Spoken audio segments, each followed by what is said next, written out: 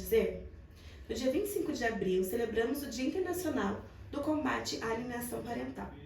A alienação parental é compreendida com a interferência de pais, avós, adultos que convivem com a criança, no seu desenvolvimento, a fim de macular ou difamar a imagem de um dos seus genitores com a intenção de afastá-los desse e prejudicar o vínculo afetivo entre eles. Convidamos a psicóloga e professora universitária Ana Cristina Stankiewicz para abordar sobre esse assunto. Seja bem-vinda, doutora. Obrigada por aceitar o nosso convite. E eu gostaria de iniciar e abordar sobre esse assunto com algumas perguntas. Quando a criança ou adolescente está sofrendo com essas interferências no relacionamento com as partes, quais são os comportamentos que ela começa a apresentar? Então, quando há essa interferência, né, essa depreciação do outro, né, para a criança, a gente vai reparar uma mudança de comportamento. Né? A primeira delas que a gente começa a observar é o baixo rendimento escolar. Então, ela começa a ter dificuldades de aprendizagem na escola, dificuldade de memorização, de aprender realmente os conteúdos. Ela pode começar a apresentar um isolamento, então ela começa a não querer mais brincar com seus colegas, a conversar com os parentes que estão à sua volta. Ela pode ter um comportamento hostil, agressivo em relação às outras pessoas e a partir disso pode desenvolver outros problemas, né, relacionados a alguns transtornos. A alienação parental pode causar alguma síndrome ou distúrbio? Então, se esse processo for prolongado e ele continuar, né, por um grande período, ela pode levar para uma síndrome de alienação parental. Essa síndrome, ela começa a fazer com que a criança se sinta desvalorizada, problemas de autoimagem, problemas com a sua autoestima, e isso pode levar a transtornos de ansiedade e depressão crônica. Quais as consequências para o futuro das crianças e adolescentes que sofrem com alienação parental?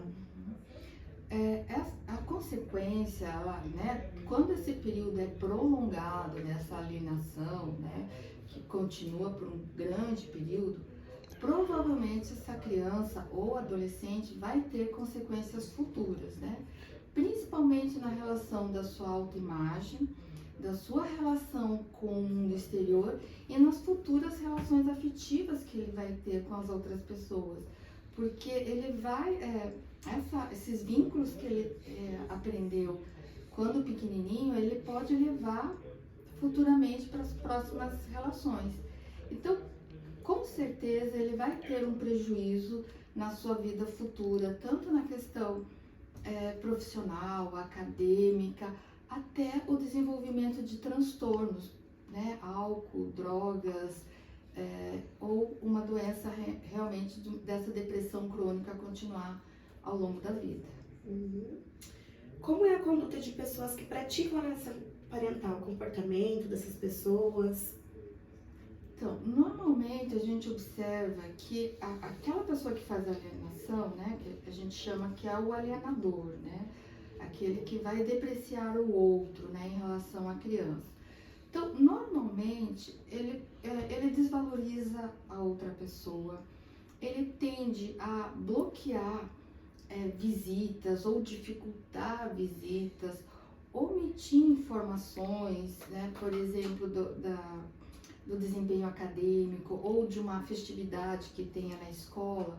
Então, o alienador não avisa a outra parte, né, o seu parceiro, para induzir a criança, ele não veio, né, ele não quis participar das suas festinhas, ou quando ele está doente, a pessoa não veio te visitar, não ligou para te preocupar, se está preocupado com você.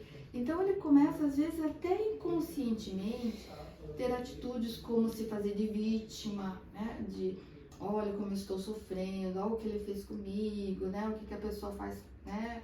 Então, ela tem algumas questões que, às vezes, ela nem se percebe, mas ela vai excluindo essa pessoa da vida dessa criança. E essa criança vai internalizando como se aquilo fosse realmente verdade, né?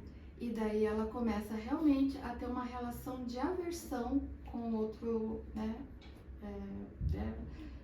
Genitor dela, né? Ou seja, o pai ou a mãe. Como exercer uma educação positiva?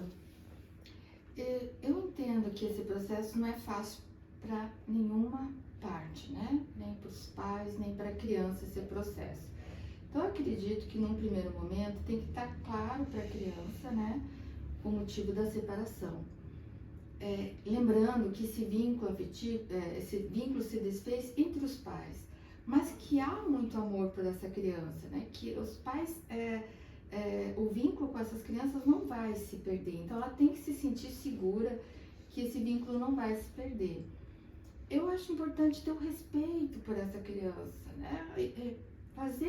Deixar que ela fale sobre as angústias dela, das ansiedades dessa criança, porque para ela também é confuso. Então acho que o respeito por ambas as partes, por essa criança e pelo seu ex-companheiro ou ex-companheira, né? Ter o respeito entre eles e que essas diferenças fiquem somente entre os genitores, não atinja a criança. Então acho que conversar muito com ela, demonstrar que você é responsável, que você pode realmente aprender, porque às vezes a gente pode aprender, né, a ter atitudes que demonstrem esse afeto pela criança, né? Então, eu acho que o diálogo, a conversa, escutar a criança seria das primeiras coisas para aliviar esse sofrimento da criança. Obrigada, professora. Agradecemos pela sua presença e ficamos por aqui. Até logo.